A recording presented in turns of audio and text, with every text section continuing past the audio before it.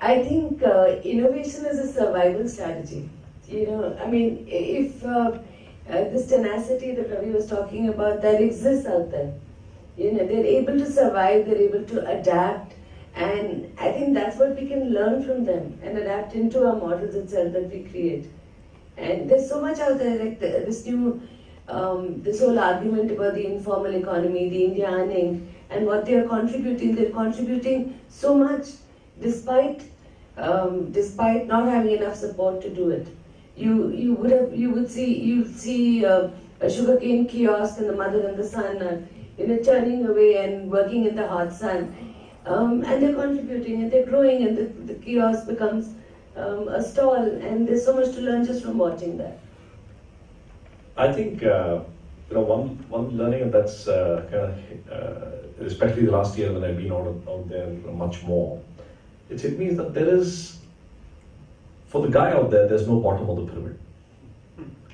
He is not there. There's somebody else there, right? The other thing is, we all talk inclusive. For him, inclusive is us, right? So when we talk of inclusive growth, or we're saying bottom of the pyramid, so the fact that the guy, all of our trainees, and just as an example, we have about 350 trainees in 24 taluka centers now. About 25% of them have dropped out of school between 0 to 5th grade. All of them believe that if I had a chance, I would have become a doctor or an IAS officer or a teacher or whatever. And none of them in the families have ever held those professions. So when we say, you know what, but you're just in 5th grade, so what will you do? If you ask that question, they say, you know what, there are people worse than me and they're doing better, right? So the thing that many times, again, I come back to I think the learning for me is to continuously readjust the lens and say, what makes sense for him is what we need to be doing, rather than being prescriptive, saying, you are at the bottom of the pyramid, you need to do this, or we want inclusive growth, so we will do this for you, doesn't work. And which is why, several of these, several of the examples that have been around of why developmental aid fails is because the person out there doesn't believe that it's directed at me. It's always somebody else. And I think once you see them as consumers, once you see them as people who have that aspirations, and you do that, saying that I'm going to deliver value to you, and to me, you need to pay me for that value, is one thing. The other thing, which moved from the corporate to the social side of it, a lot of my friends ask me, so what's your view? So is there a social enterprise? And I've come to believe that there's nothing called as a social enterprise. I believe every enterprise is social. And in my worldview, there's an enterprise and there's an anti-social enterprise, not the other way around. Right? And I think, again, when you decide to serve, or when you decide to go to customers at that segment, that's it. That's where you're embedding your social into the cause. After that, they're like any other customer. You need to deliver value to them. They need to pay you for the value, and you need to manage your costs below what you're earning from them. And you construct an enterprise, right? So, still a long path ahead, but some interesting reflections. One learning I would like to state is, the moment when you are dealing with bottom of the pyramid, a small profit multiplied by a large number is a huge profit. Okay. Delta multiplied by infinity is a finite number, mathematically putting an equation there. See, these are some of the things which India has pioneered, and the most recent example is Indian cell phone industry.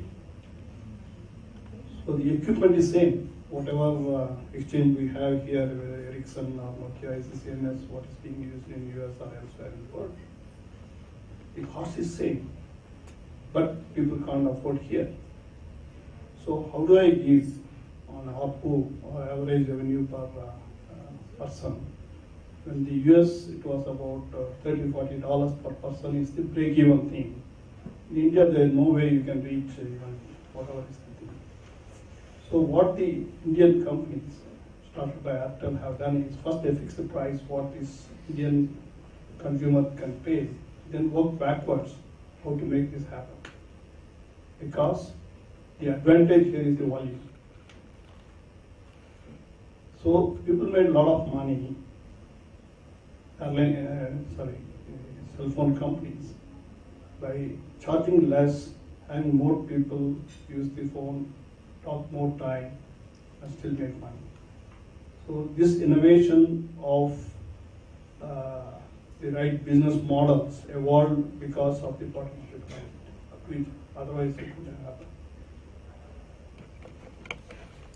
So your question was, what do you learn? Yes. What did you learn? I think you get real ideas, and then I'll talk about something else. So in Microsoft, one of the big concerns was, hey, listen, if we can't find a way to bring costs down, those buggers will use other things. Okay, they may escape and use Google Docs or Linux or something like that. And so this issue of how do you get the BOP hooked onto Windows and Office was really important. And so we went in there, we had ethnographers actually go and live in these poor environments where we put a PC in there, and we saw something very interesting. One kid, which is the bully, upper caste, whatever, will grab hold of the mouse, and then it's over.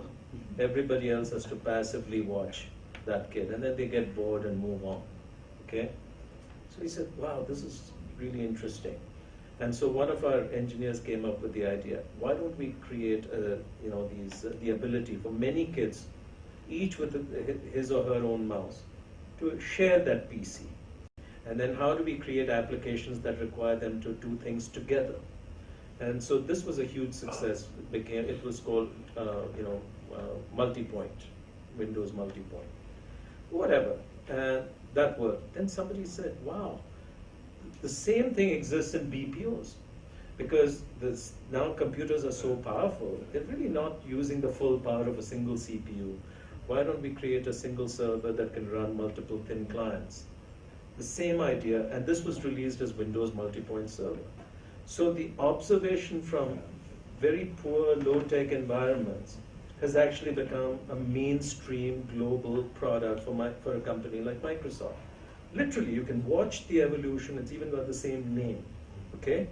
So you never know where innovation will come from, and CK always said, it's these edgy environments which are the biggest source of new ideas. So there are many, many examples of this. If you're willing to suspend disbelief and your judgment and observe, you'll learn good things. But what I also found is that the people who went out to these environments always came back a little different. The IT industry is full of arrogant people who have an entitlement mindset. Okay? You must have seen that. Yes, yes. Yeah, because you think you're God's gift to humankind, you make more than your parents ever did, and so forth in the first month. And so it's very hard to run an IT company when everybody's saying, what have you done for me today? And so what we found is, hey, let's get them out there. Let's make these field visits mandatory for everyone. Mm-hmm. And so by the time I left, we got 70% of all 5,500 employees who were involved in some form of community work. It was, some of it was rural, most of it was urban, and it changed who they were. Okay? They realized, damn, I'm lucky. And I think our compensation discussions, etc., all became a little better. And for your amazing insights. And I just have to close by saying, if I look back, I remember some of the early conversations, as my mother does, when my dad was discussing all the ideas in this paper, and he said, well, how would we solve this problem and that problem? And I remember getting a little frustrated, and he gently reminded me that, we can sit around the dinner table in comfort and get frustrated. Imagine the frustration of people who are actually in that situation. The only difference is they haven't given up. So we don't have a right to give up. And I think that's a reason why he was able to go forward and break so many rules, because he was always trying to build people. And I think that is what I remember about him, his genuine desire to help people, and in order to humble himself, and the willingness to do that. And so I would like to thank all of you for helping us remember him and helping to make India a better place. Thank you.